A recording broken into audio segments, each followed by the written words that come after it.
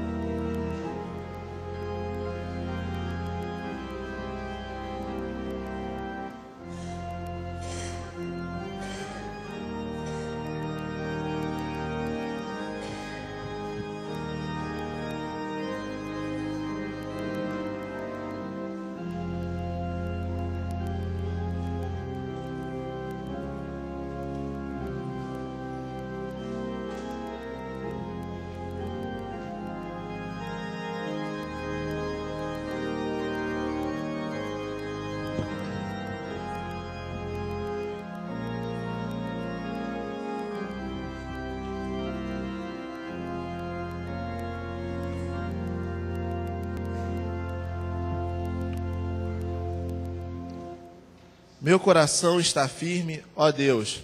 Cantarei e louvarei, ó glória minha. Acordem harpa e lira, despertarei a alvorada. Eu te darei.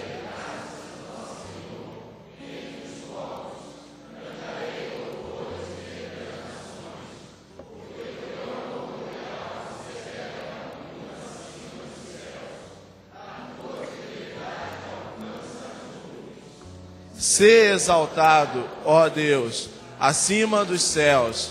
Estenda-se a tua glória sobre toda a terra. Clame ao Senhor, vem, Senhor, e opera. Que essa noite você possa abrir o seu coração e dizer ao Senhor: Senhor, opera na minha vida. Seja o que for que tiver que ser operado, seja o que for que tiver que ser tirado, que o Senhor tire. Se for através da dor, que seja, mas que o Senhor opere na minha vida. Que seja essa a nossa oração. Vem, Senhor, opera, Deus bondoso. Vamos colocar em pé.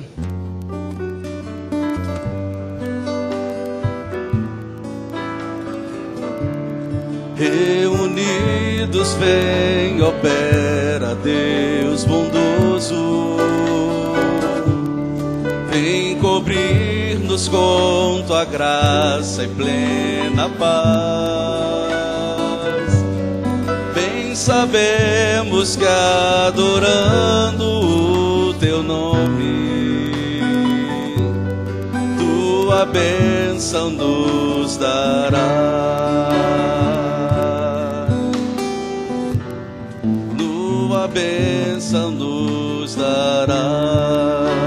Reunidos vem, opera. Reunidos vem, opera, Deus bondoso.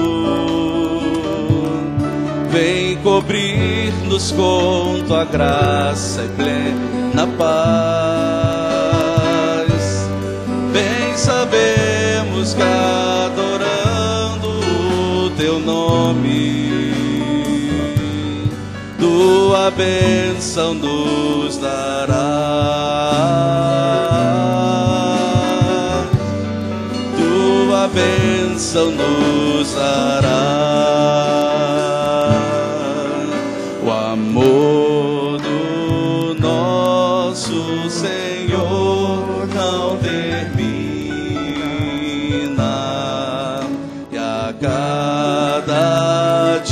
dia Ele vem renovar suas misericórdias, misericórdias. Como és fiel, Senhor Jesus, como és fiel, Senhor. O amor do nosso Deus, o amor do nosso Senhor não termina, e a cada dia Ele vem renovar suas misericórdias, misericórdias. Como és fiel, Senhor Jesus, como és fiel, Senhor Jesus, como és fiel, Senhor. Ser engrandecido, ó Deus da minha vida, Tu és o Deus da minha salvação. És a minha rocha, a minha segurança, meus lábios sempre te exaltarão. Aleluia, te louvo, pois sei que sobre todos é Senhor. Aleluia, te louvo, pois sei que sobre todos é Senhor. Seja engrandecido, seja engrandecido, ó Deus da minha vida, Tu és o Deus da minha salvação. Minha rocha, a minha segurança, te exaltarão. Aleluia, te louvo, pois sei que sobre todos és Senhor. Aleluia, te louvo, pois sei que sobre todos és Senhor. Aleluia, aleluia, aleluia, louvemos ao Senhor. Aleluia, aleluia, aleluia, louvemos ao Senhor. Aleluia, Senhor. Nós louvamos o Teu santo nome e nos rendemos diante de Ti, Senhor. E queremos dizer que os nossos lábios nunca se fecharão e continuaremos cantando o Teu amor por toda a nossa vida, por toda a nossa eternidade, para sempre, Senhor. No nome de Jesus nós oramos. Amém. Vamos dizer ao Senhor que nós cantaremos o nosso amor por Ele. Aleluia,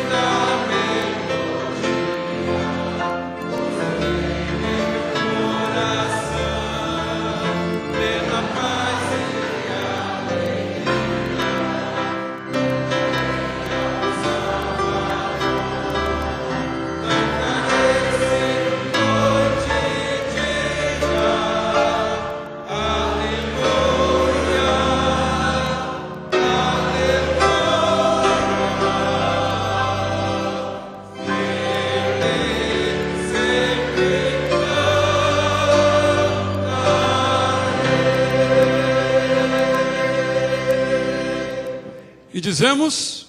Amém. Todos podem se assentar, por favor.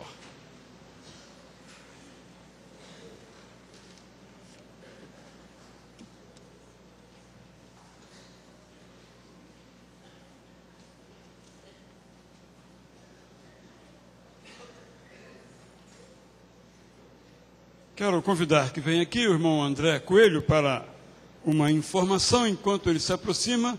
Eu quero lembrar aos irmãos que domingo que vem, em que parte da igreja estará no seu retiro em Mendes, as atividades aqui na igreja serão normais.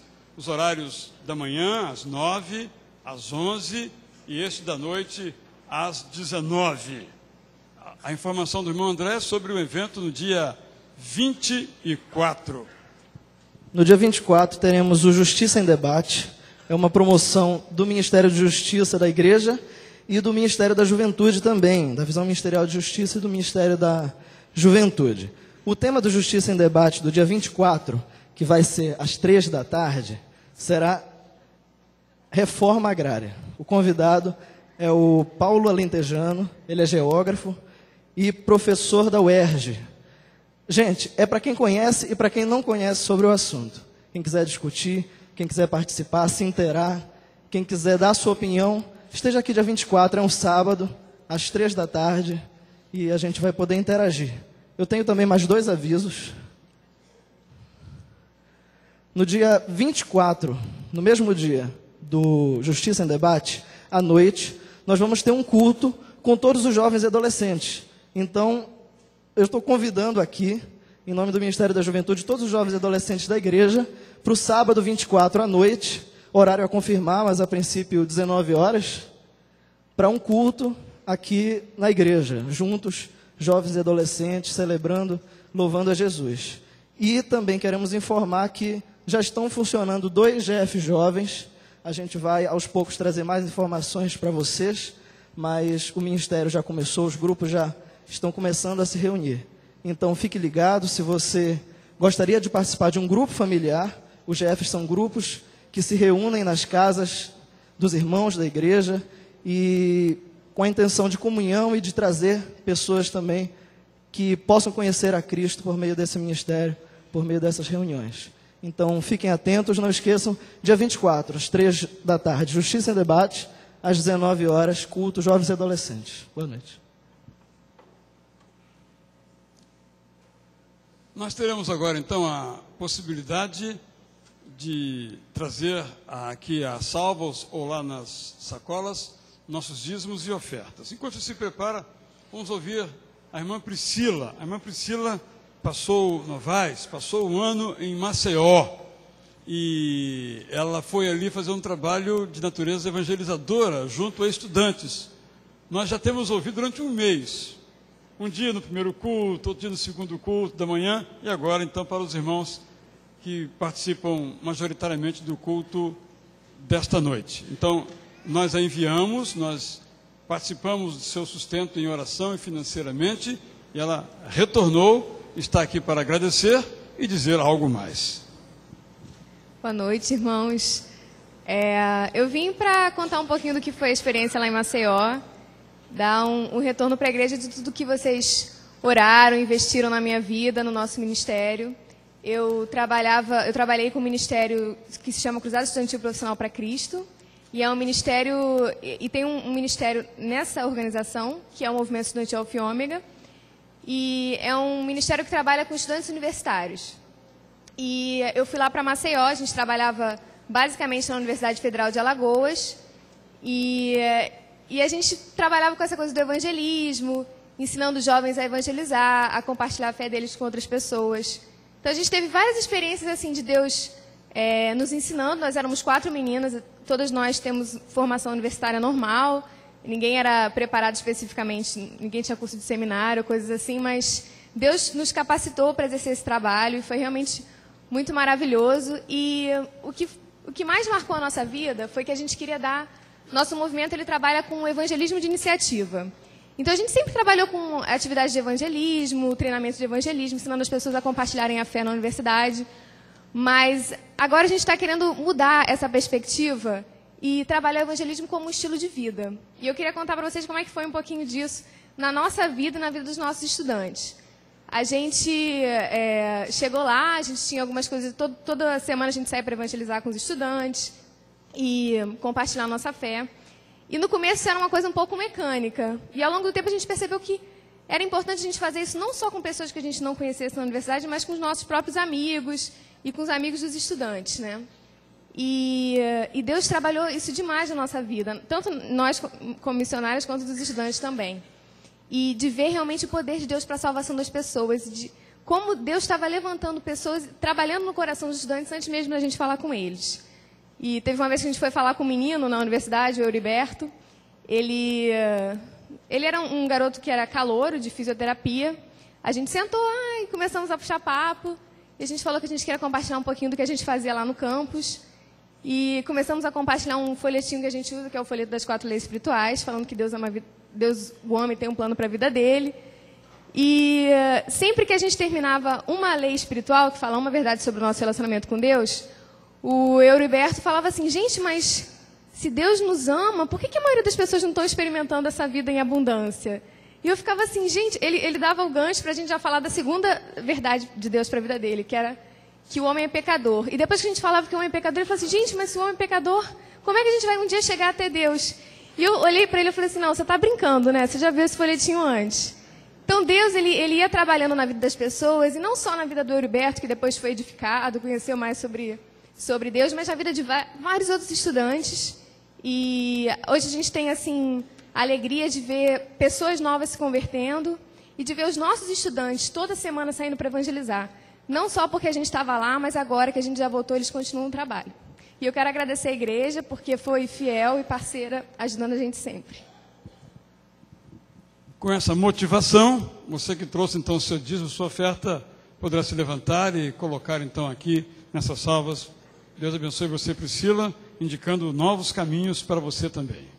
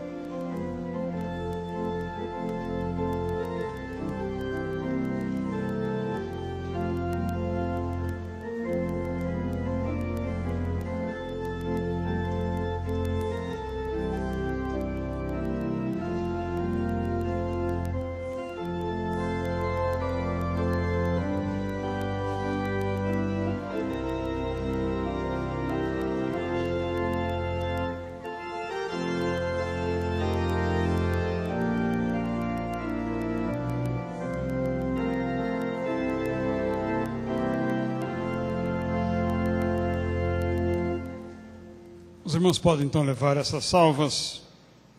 Em seguida, irmãos e irmãs, nós somos convidados a um momento de confissão.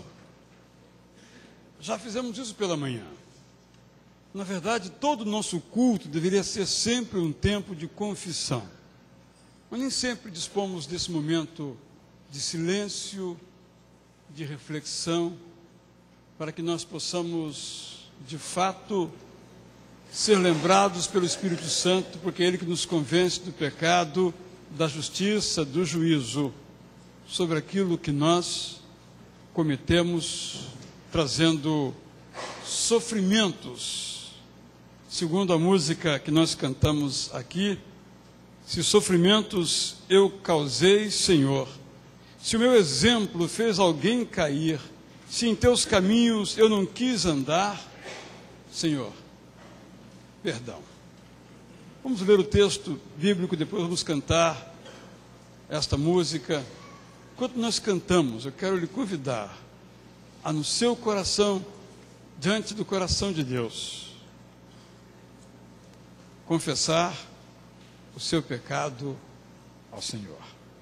Não temos a prática, por não entendermos ser a orientação bíblica, de confessarmos os nossos pecados a alguém. Porque nós podemos fazer isso diretamente com aquele que nos perdoa, que é Jesus Cristo. Ele é fiel e justo para nos perdoar de todos os nossos pecados, quando nós os confessamos. Esse é um assunto profundamente pessoal, sobre o qual ninguém vai lhe fazer uma pergunta sequer, mas que é um tempo de saborear a paz. Mas a paz só é saboreada quando o pecado é confessado. E quando o pecado é confessado, ele é perdoado e a paz vem. Vamos ter esse instante, então, de consagração de nossas vidas, de confissão dos nossos pecados, de fruição da paz de Deus para nós.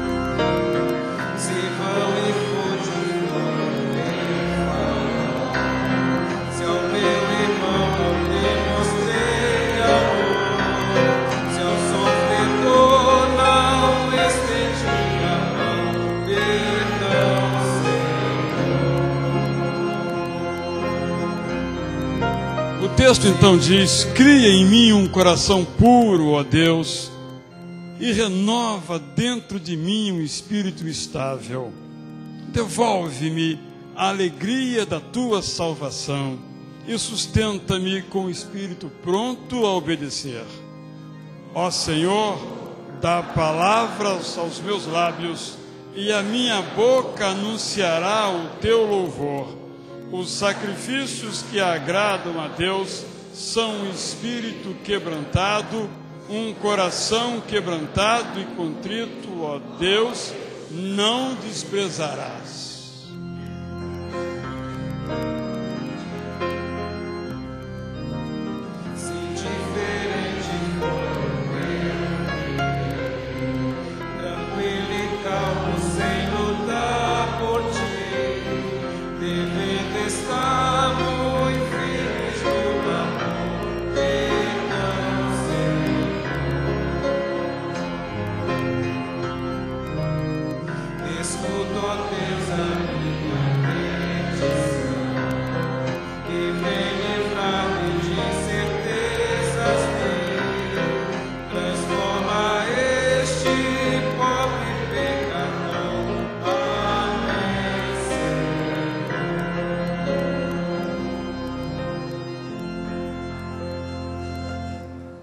Ó Deus, que recebeste o nosso pedido, dá a cada um que confessou o seu pecado ou os seus pecados diante de Ti a vitória da paz que vem pelo perdão. Abençoa-nos, ó Deus, com o Teu perdão. Oramos em nome de Jesus Cristo. Amém.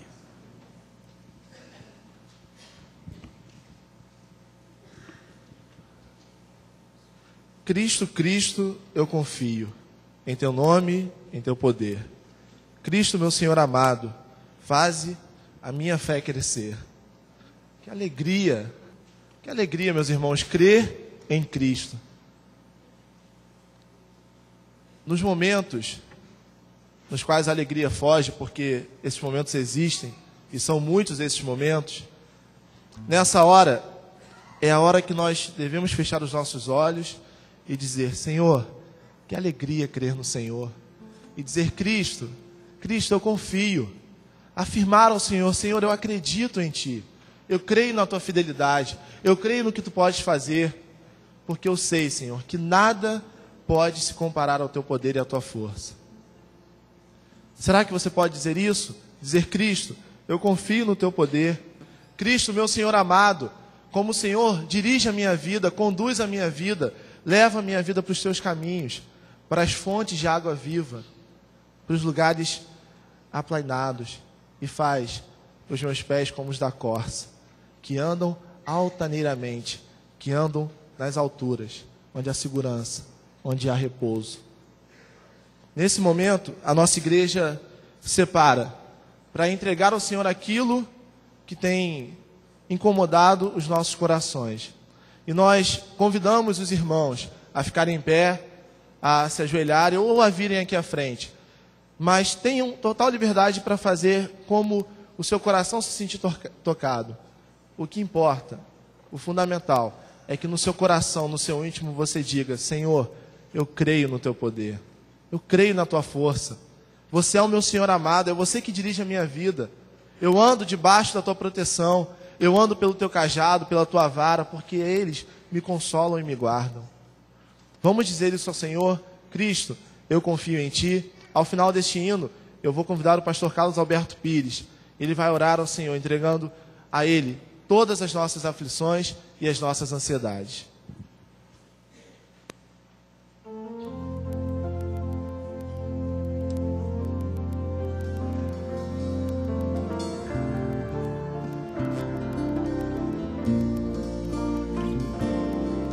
Só de ouvir tua voz, de sentir teu amor, só de pronunciar o teu nome, os meus medos se vão, minha dor eu sofrer, por debaixo do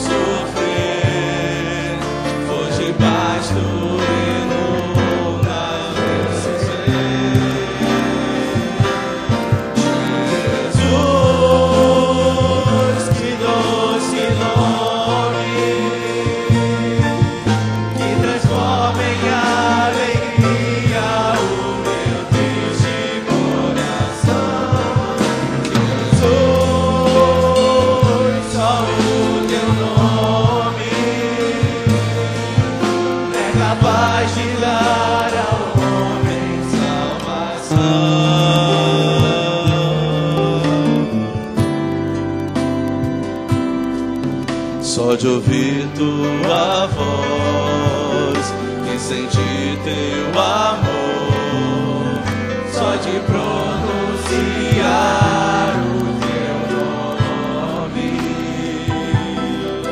os dedos se vão, minha dor eu sofrer, por debaixo do hino nas meus ser. Jesus, que doce nome, que transforma em alegria o meu triste coração. Jesus, só o teu nome é capaz de dar ao homem salvação. Jesus, que doce nome, Jesus, que doce nome, que transforma em alegria o meu triste coração. Jesus, só o teu nome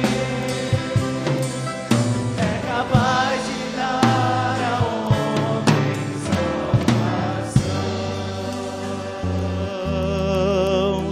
É capaz de dar ao homem salvação.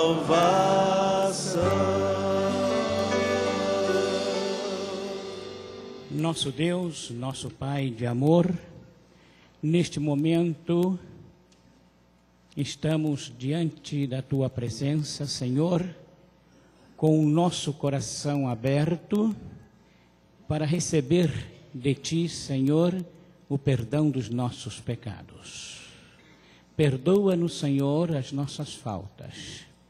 E queremos neste momento, Senhor, colocar nas Tuas dadivosas mãos as nossas necessidades, as nossas preocupações. Ó Pai, o Teu povo clama, o Teu povo confia em Ti, e o Teu povo espera, ó Senhor, aquela resposta que vem de Ti para as nossas necessidades. Estamos certos, ó Pai, que o Senhor está presente na vida de cada pessoa, daqueles que Te amam, daqueles que querem seguir e fazer a Tua vontade.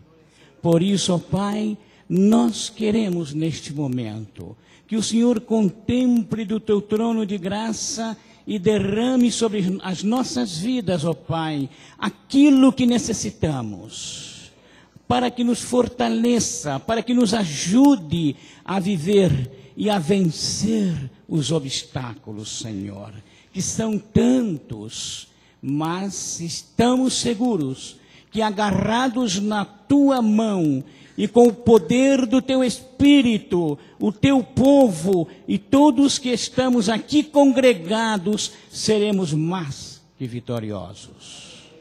Por isso, Senhor, a Tua igreja clama, a Tua igreja agradece, e o Teu povo Te diz em uma só voz: ó Pai, muito obrigado.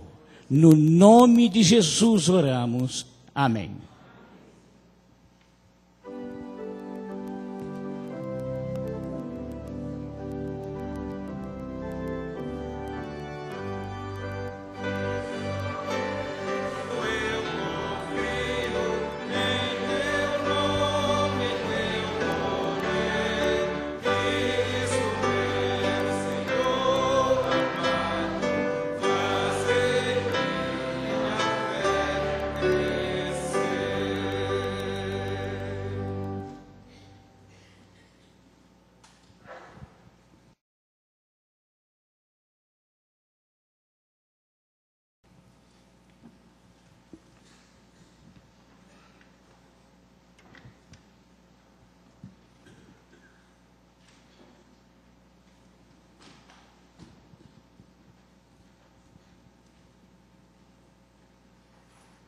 Quando nós somos avassalados por notícias de jovens mortos por overdose de droga, nós ficamos tristes.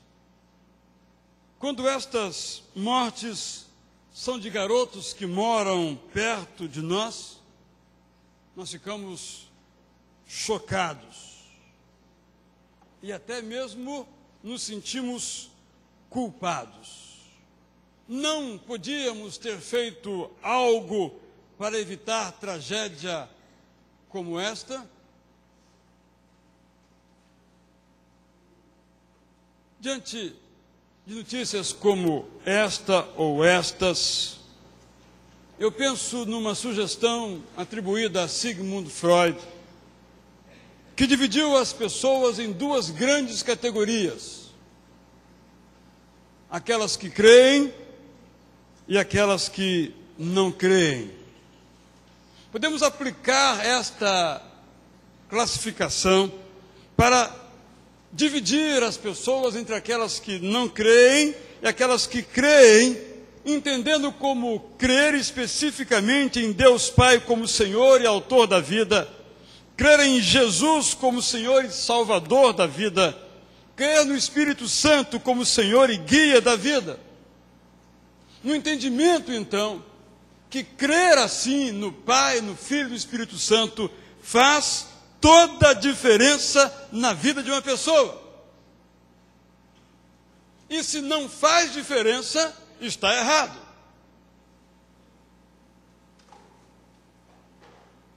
Vidas que não creem são vidas sem propósitos, porque vividas sem a perspectiva da missão. Tenho repetido aqui que toda vida sem a perspectiva da missão, por mais aparentemente completa que seja, é vida sem propósito. E vem crescendo a ideia de que a vida não tem mesmo propósito, não tem mesmo sentido. É conhecida a história de um jovem, no contexto ainda da Segunda Guerra Mundial, que procurou o grande filósofo Jean-Paul Sartre, num momento difícil de sua existência, precisando tomar uma decisão. Perguntou esse jovem, então, ao renomado filósofo sobre o significado da sua decisão em relação ao sentido da vida. E Sartre, dentro da sua perspectiva existencialista, disse que não se preocupasse aquele jovem sobre o significado da sua decisão para a vida em geral, porque a vida em geral não tem qualquer sentido, qualquer significado. Por isso, o que importa, ensinava Sartre e todo o pessoal existencialista, é que cada um de nós viva intensamente cada momento, porque sentido, significado, propósito, isso não existe. Diferentemente, um cristão é aquele que acorda todos os dias sabendo por que nasceu, para que nasceu, de onde veio, para onde vai, por que vive, para que vive. Para um cristão, a vida tem sentido. Para um cristão, a vida tem propósito. Para um cristão, a vida de cada um de nós é para ser exercida na perspectiva correta, certa, da missão que cada um de nós tem. Se não há diferença entre um cristão e um não cristão quanto à razão de viver, está errado. O sentido da vida vem da criação de Deus, de todos os seres humanos, criação que não foi por acaso, e da redenção em Jesus, da obra criada porque decaída, porque tal redenção também não foi por acaso. Portanto, um cristão é aquele que sabe por que e para quem vive. Esta é a diferença entre quem crê e quem não crê. E se não há diferença, está errado. Vidas que não creem são vidas sem uma orientação superior a ser seguida. Vidas que não creem são vidas sem um livro-guia. No nosso caso, como assim entendemos, a Bíblia Sagrada, pela qual então rejam, conduzam, dirijam as suas próprias vidas. No entanto, a Bíblia vem sendo até mesmo ridicularizada como um livro cheio de naftalina, antigo, necessariamente superado. A revista Super Interessante de outubro traz uma interessante reportagem acerca de um jornalista que escreveu um livro não disponível ainda em português, em que ele fez uma espécie de aposta de viver um ano inteirinho segundo os mandamentos da Bíblia. Deixou a sua barba crescer e começou a fazer uma série de práticas, inclusive ter escravos, que achava ele estavam ensinados como mandamentos bíblicos. Claro, ele pegou alguns mandamentos do livro de Levítico, do Antigo Testamento, que já foram vencidos completamente pela própria prática bíblica e pelo Novo Testamento. E ele, que não crê em absolutamente nada, quis mostrar como é impossível seguir os mandamentos da Bíblia. os mandamentos 80 que ele mesmo selecionou, ele mesmo interpretou e ele mesmo vivenciou ao seu próprio prazer, como às vezes muitos fazemos com a nossa mesma Bíblia.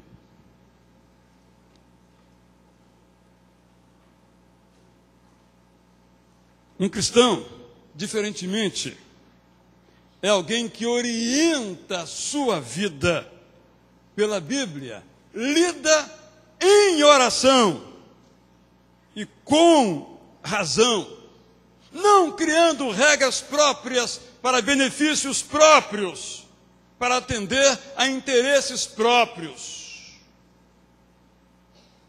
Às vezes, lamentavelmente, procedemos assim. Eu sei que a Bíblia diz, mas eu acho. É provável que conscientemente, dificilmente isto digamos, mas as nossas práticas muitas vezes indicam que é assim que nós cremos. Mas isso fazem todos os outros, que não só depreciam a Bíblia, desvalorizam a Bíblia, desconsideram a Bíblia, ridicularizam a Bíblia por não crerem. Diferentemente, um cristão é alguém que se deixa conduzir por uma leitura meditativa, racional, inspirada da palavra de Deus. Se não há diferença entre um cristão e um não cristão quanto a quem orienta a sua vida, está errado. Se um cristão não orienta a sua vida pela palavra de Deus, mas pela sua própria palavra, decidindo o que é certo para si por si mesmo, escolhendo o que é bom por si mesmo, formando a sua própria lista de que é pecado, do que não é pecado, essa pessoa, mesmo se dizendo cristã, não tem diferença com aquele que não crê. E se não tem diferença, está errado. Porque um cristão é aquele que procura, que almeja intensamente ser guiado pelo Espírito de Deus, que se serve da palavra de Deus para essa orientação. Esta é a diferença do cristão. Vidas há que não creem, e não crendo são vidas vazias, porque vivendo sem a ideia clara, sem a noção precisa de que Deus faz parte da vida, de que Deus está ao lado do ser humano para fortalecer, animar e socorrer. Diferentemente, um cristão não vive sozinho.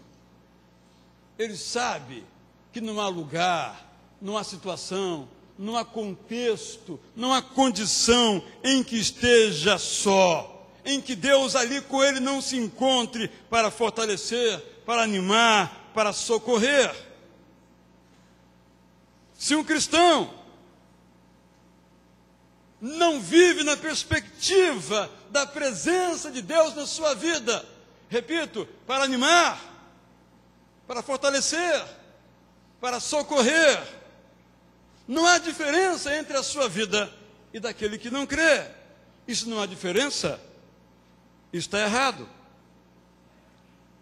O cristão, como já vimos anteriormente, sabe que é um peregrino, mas que nessa peregrinação não está sozinho. Esta é a sua diferença. Vidas que não creem são vidas desenvolvidas sem a noção de pecado. Porque tais pessoas que não creem acham que no máximo há erros, equívocos, falhas, patologias, mas pecado não, imoralidade não. Pecado é algo que alguém impôs de cima para baixo, com alguma intenção inclusive. Quem usa a palavra pecado soa antiquado, por isso às vezes é também ridicularizado. Há entre aqueles que não creem a noção de que nenhum de nós teremos que comparecer perante o tribunal de Cristo, onde todos os nossos atos serão julgados. Diferentemente, um cristão sabe que a queda do ser humano, narrada com todas as letras no capítulo 3 de Gênesis, trouxe consequências que nos alcançam até os dias de hoje. Se queremos entender a queda, basta olhar para a natureza humana, o que ela provoca, o que leva a pessoa a fazer, a errar o alvo colocado por Deus para a sua própria vida. Alvo que é sempre bom, agradável e perfeito. É claro que há erros que não são necessariamente pecados. Há patologias que não são necessariamente pecados, mas há pecados, que é aquilo que afasta o homem de Deus. E o cristão sabe disto, e sabe que será julgado todos os dias no tribunal de Cristo. Mas também sabe que a cada dia pode ser absolvido dos seus pecados quando os confessar. Se um cristão vive como se não houvesse pecado, se um cristão vive como se ele mesmo pudesse decidir o que é certo ou o que é errado, se um cristão acha que não peca, não há diferença entre a sua vida e daquele que não crê. Isso não há diferença, está errado. Um cristão, portanto, é aquele que sabe que é um pecador. Palavra feia, expressão dura. Eu sei que eu sou um pecador. E diz Paulo, o mais miserável deles, o pior deles, o que se aplica a cada um de nós. Mas o cristão sabe que é aquele que, quando confessa o seu pecado, expressando que não deseja viver pecando, é perdoado, experiencia, frui, usufrui a paz que vem do perdão concedido. Esta é a diferença entre quem crê e quem não crê. Vidas que não creem são vidas que idolatram o dinheiro e o poder, o prestígio e a fama, o brilho e a glória. Diferentemente, um cristão sabe que o dinheiro que tem lhe foi emprestado por Deus para ser devolvido a Deus. Um cristão é aquele que sabe que todo o poder por aqui é efêmero, porque poder mesmo só Deus tem. Um cristão é aquele que sabe que prestígio é dado por aqueles mesmos que depois lançam o nome do prestigiado na lama. O cristão é aquele que sabe que fama tem a mesma resistência da fumaça. O cristão é aquele que sabe que o brilho não passa de gelo seco. O cristão sabe que glória humanamente construída é glória humanamente destruída. Se não há diferença entre um cristão e um não cristão, no trato com o dinheiro, com o poder e tudo aquilo que vem na sua esteira, está errado. E se não há diferença entre a sua atitude em relação ao dinheiro e o poder, em relação aos que não creem, não havendo diferença, está errado. Um cristão não tem ídolos. Esta é a sua diferença. Vidas que não creem são vidas de mentiras. Vidas que não têm qualquer dificuldade em mentir para obter vantagens nos negócios, mesmo que subornando, propinando, superfaturando, subfaturando, laranjando, falsificando, fazendo gatos, procurando levar vantagem em tudo, apropriando-se do que é do outro do Estado, colando numa prova, na escola, no concurso, copiando trabalhos dos outros, pagando outro para escrever os seus trabalhos acadêmicos, apresentados como se fossem próprios, fraudando o fisco, pirateando o conteúdo dos outros, não importando a mídia, negociando escusamente. Mas um cristão, diferentemente, é alguém que é transparente em seus negócios, mesmo que a sua transparência lhe traga prejuízo. Um cristão é um funcionário que cumpre os seus horários, mesmo que seus horários não sejam controlados pelo patrão, e que compensa quando atrasa, mesmo que isso não lhe seja pedido. Um cristão paga os seus impostos, mesmo que injustos. Um cristão não frauda o fisco. Um cristão não engana seu empregado. Um cristão paga as suas contas. Um cristão tem o que tem, não o que não tem. Um cristão não usa software pelo qual não pagou ou não foi autorizado a usar pelo Criador. Não houve CD ou DVD que não pagou ou não foi autorizado. Eu aqui nunca perguntei quem viu Tropa de Elite antes de chegar ao cinema. Não perguntei por medo de alguém confessar em público. Um cristão não copia trabalho da internet. Um cristão não faz trambique em concurso, mesmo que talvez não venha a ser aprovado. Um cristão não crê no dito popular de que quem não cola não sai da escola. Como um cristão, procedendo desse modo mentiroso, falso, desonesto, vai orar para que Deus o abençoe? Como um cristão vai agradecer a Deus por uma música pirateada? Ó Senhor, que música linda, pirateada. Se não há diferença entre um cristão e um não cristão, quanto à transparência nos seus negócios, de qualquer natureza, está errado. Um cristão é honesto em tudo que pensa e faz. Essa é a sua diferença. Vidas que não creem são vidas muitas vezes resumidas ao movimento do corpo disponibilizado para o prazer que vem do suor, para o prazer que vem do sexo sem amor ou sem compromisso, para o prazer que vem do uso da droga, seja jogo, que é uma forma de droga, cigarro, outra forma de droga, álcool, outra forma de droga, ou a droga propriamente dita.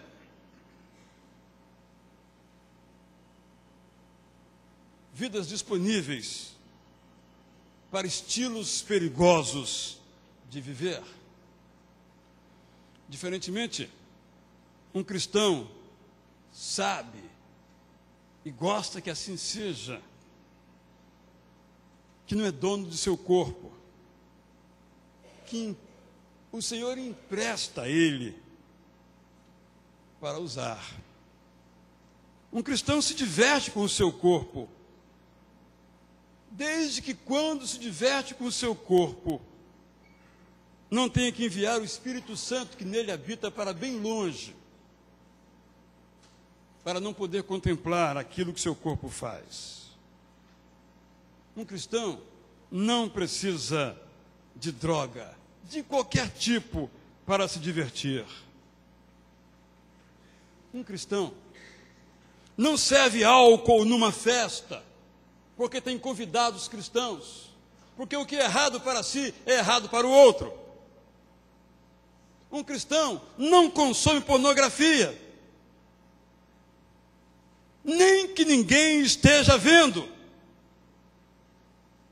O comércio de pornografia envolve trilhões de reais por ano. Mas um cristão nunca contribuiu com sequer 1 centavo para essa farra toda. Um cristão não adultera. Um cristão não aborta por causa de sexo irresponsável, mesmo que consentido. A adrenalina do cristão é descobrir e fazer a vontade de Deus. Que trabalho dá isso? Que emoção vem disso? Será que é ou será que não é a vontade de Deus? sangue ferve. Se não há diferença entre um cristão e um não cristão quanto ao modo como flui a vida, está errado. Um cristão não é senhor de seu tempo, nem senhor de sua profissão, nem senhor do seu dinheiro, nem senhor do seu corpo. Esta é a sua diferença. Vidas que não creem são vidas que encontram prazer em conversar sobre a vida alheia, sejam vidas célebres, famosas ou ricas, ou vidas de amigos ou conhecidos, como uma forma de diversão ou em busca de proveito próprio, com informação sobre o outro, verdadeira ou não. Diferentemente, um cristão santifica a sua língua, santifica a sua mente, sempre pensando nas consequências de poluir a sua mente, a sua língua, e no prejuízo que o seu comentário pode provocar na vida dos outros. Se em relação à palavra sobre outras pessoas não há diferença entre um cristão e não cristão, está errado. Um cristão é aquele que domina a sua língua, porque dominou o seu pensamento. Esta é a sua diferença. Vidas que não creem são vidas que apelam para soluções fáceis, para a solução dos seus problemas. Se o casamento deles não vai bem, separam-se, pouco se importando com as consequências sobre os mais fracos desse relacionamento, seja o cônjuge, seja o filho. Separados, se encontram alguém a quem dizem amar, amaziam-se. Afinal, o Estado garante mesmo a união estável. Se os pais não são legais e querem reciprocidade na vida em casa, os filhos saem de casa. Diferentemente, um cristão é aquele que vai até o fim nos seus esforços para manter os seus relacionamentos, recomeçando sempre, restaurando os seus laços na mutualidade do compromisso e do afeto. E quando no extremo, não há como ficar mais sob o mesmo teto, continua a proteger o cônjuge mais fraco, emocional e financeiramente, porque o cristão recusa o fácil, recusa o leve, recusa o rápido. Nos Estados Unidos, George Barna demonstrou claramente no seu instituto de pesquisa que entre os nascidos de novo, o índice de divórcios é o mesmo entre esses que nasceram de novo e os que não são cristãos. Se não há diferença, está errado. E como nós, brasileiros, gostamos de imitar, eu espero que não imitemos e não alcancemos essa estatística. Se não há diferença entre um cristão e um não cristão quanto à busca de relacionamentos duradouros, está errado. Esta é a diferença. O cristão é aquele que sabe que Deus apoia, sustenta, orienta para que sejam duradouros, válidos os relacionamentos. Vidas que não creem são vidas que pensam apenas em si mesmas, num selvagem, cada um por si.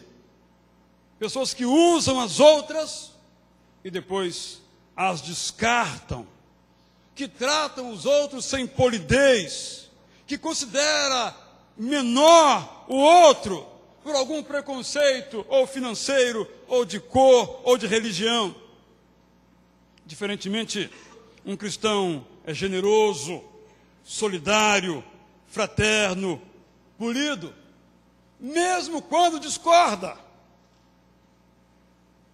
Um cristão é sempre agradecido. Se não há diferença entre o cristão e o não cristão nos relacionamentos uns com os outros, está errado. Romanos 12 contém esse pedido apostólico aos romanos e a nós. Rogo-vos, pois, irmãos, pelas misericórdias de Deus, que apresenteis o vosso corpo por sacrifício vivo, santo e agradável a Deus, que é o vosso culto racional. E não vos conformeis com este século, mas transformai-vos pela renovação da vossa mente, para que experimenteis qual seja a boa, agradável e perfeita vontade de Deus. A nossa igreja poderia ser um centro de referência para os jovens do bairro onde está, mas não é. Nossa igreja poderia ser o farol da graça para jovens, adolescentes, juniores e também para maduros e idosos. Mas parece que a nossa luz não ultrapassa a calçada.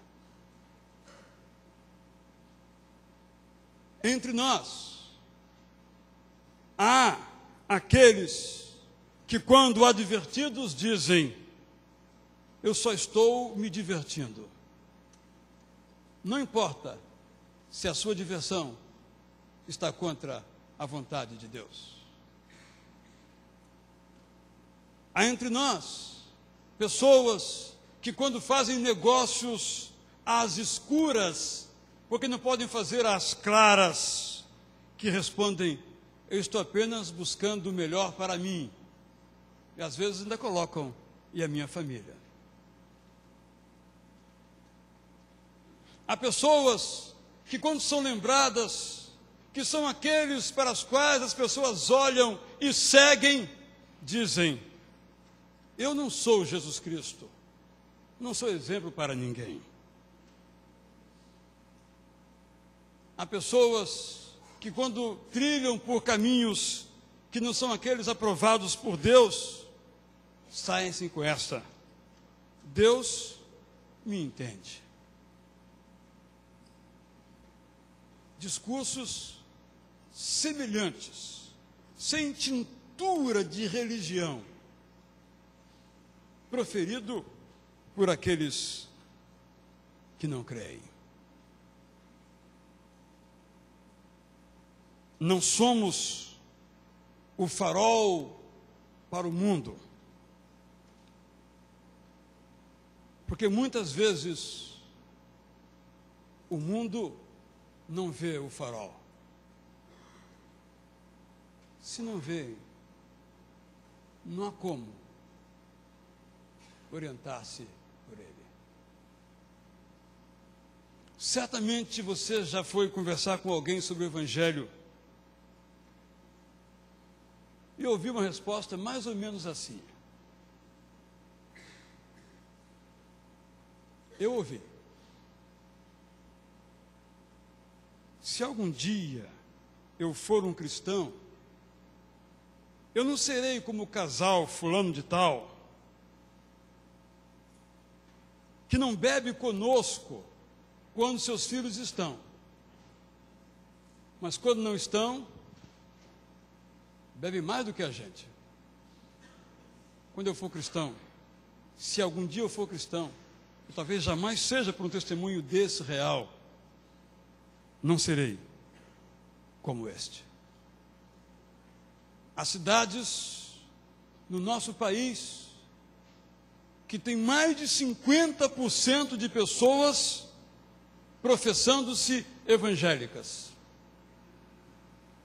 Mas o índice de violência nessas cidades é o mesmo das cidades onde o índice de evangélicos é 2 ou 5%. Há situações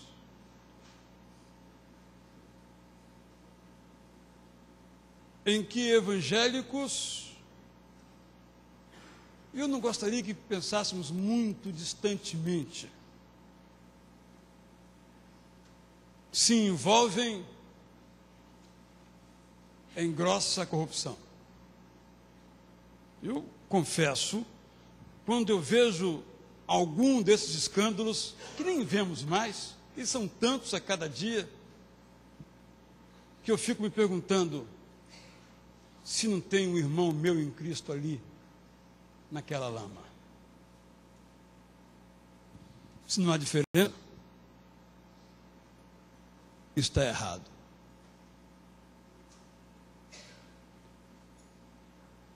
Alguém me disse uma vez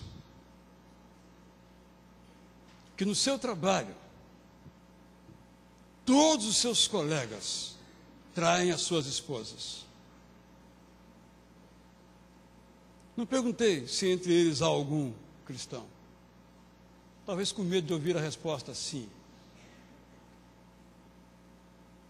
Mas um cristão não trai a sua esposa. Um cristão não adultera, sob qualquer hipótese. Há lugares de trabalho em que os evangélicos ali, professando-se cristãos, não são melhores do que os seus colegas que não professam fé alguma.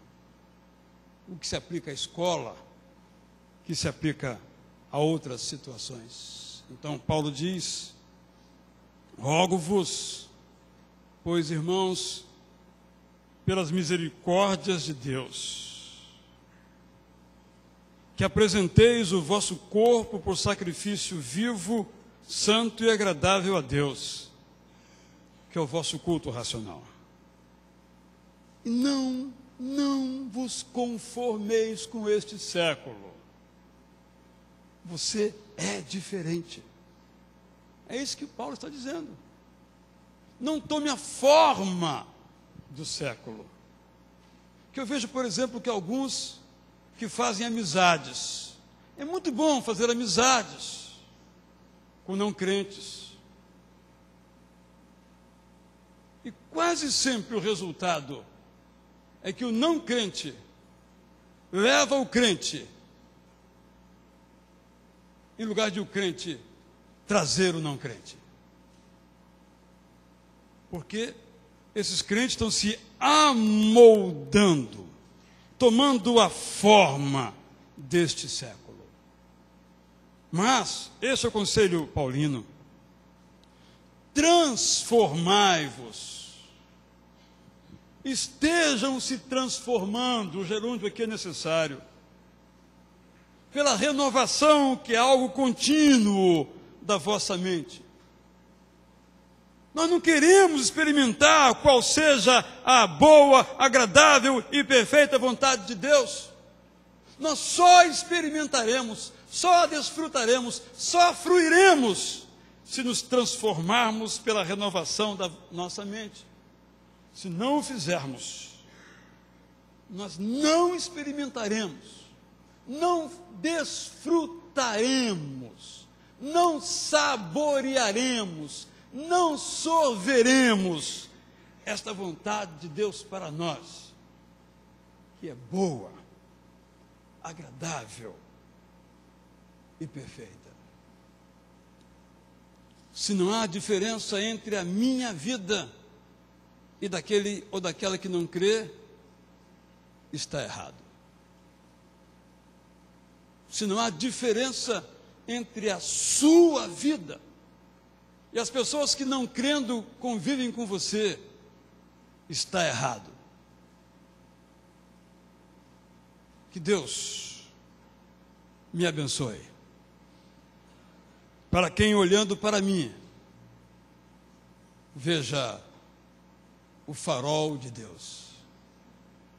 Deus abençoe você, para que todo aquele no trabalho, no divertimento, na rua, na escola, olhando para você, veja que você é alguém que vive segundo uma vontade que é boa, perfeita e agradável.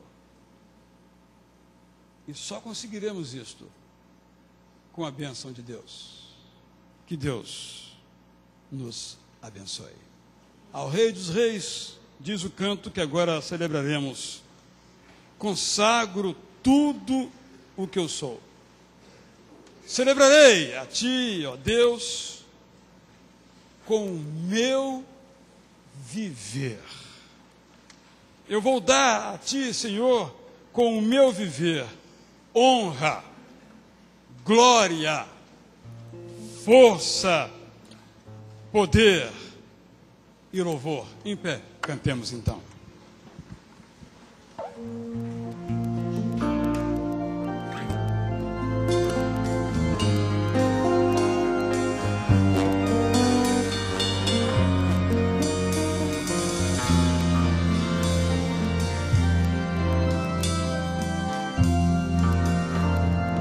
Rei dos Reis, consagro tudo o que sou. Grato louvores transborda o meu coração. Minha vida eu entrego nas Tuas mãos, meu Senhor. Pra Te exaltar com todo o meu amor,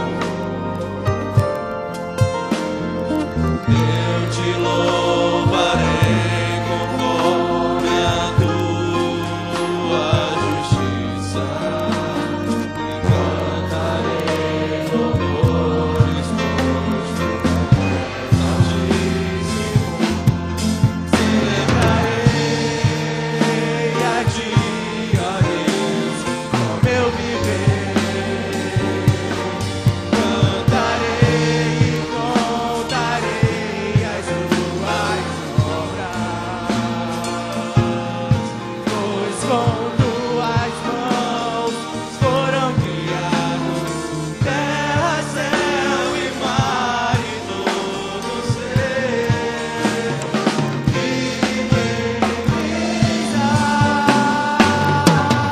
Toda a terra celebra-Te com cânticos e júbilo, pois Tu és o Deus Criador. Toda a terra celebra-Te com cânticos e júbilo, pois Tu és o Deus Criador. Pois Tu és o Deus Criador.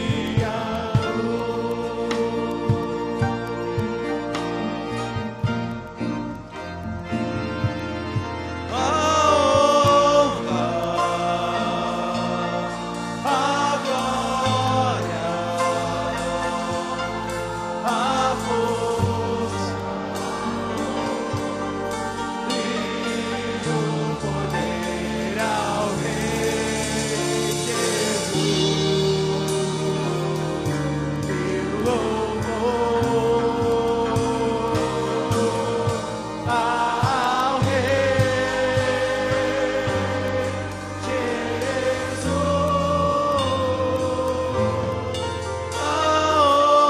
honra, a glória,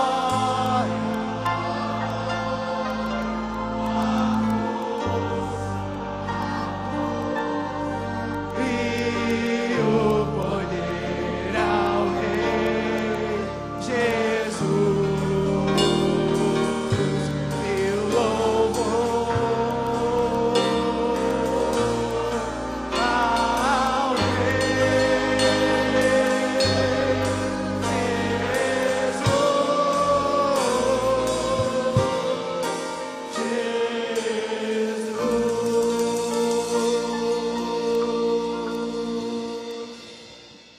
Quarta-feira nos reencontramos para a Academia da Alma. Tema é a celebração da amizade. E na quinta-feira, às 7h30, para a nossa saída às 8 horas para Mendes, os irmãos que vão, recordando que aqueles que não preencheram ainda as fichas de hotel devem procurar o irmão Mateus e sua equipe para esse preenchimento. E também reafirmando que todas as atividades da igreja no domingo serão regulares, com os cultos às 9, 11 e 19 horas. Eu desejo, então, meu irmão, minha irmã, que esta afirmativa, a partir de Romanos 12, 1 e 2, que aqui foi feita, se não há diferença, está errado, possa levar você a fazer escolhas que honrem, glorifiquem e louvem a Jesus, o Rei dos Reis. Amém.